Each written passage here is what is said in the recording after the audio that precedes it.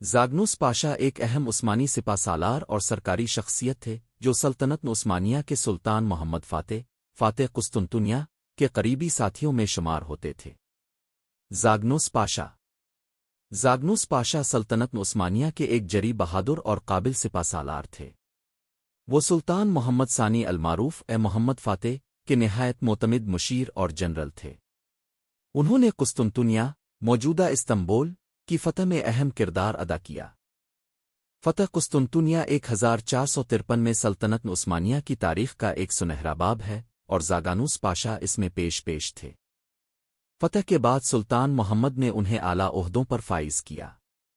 وہ نہ صرف ایک کامیاب فوجی تھے بلکہ ایک منتظم اور مسلح کے طور پر بھی جانے جاتے تھے۔ ان کی فہم و فراست اور عسکری حکمت عملی نے سلطنت عثمانیہ کی توسیع میں اہم کردار ادا کیا۔ زاگنوس پاشا کا شمار ان چند جرنیلوں میں ہوتا ہے جنہوں نے عثمانی افواج کو جدید خطوط پر منظم کرنے میں کردار ادا کیا۔ ان کے نام پر ترکی کے مختلف علاقوں میں مقامات اور یادگاریں موجود ہیں، جن میں زاگنوس پاشا جامع مسجد خاص طور پر مشہور ہے۔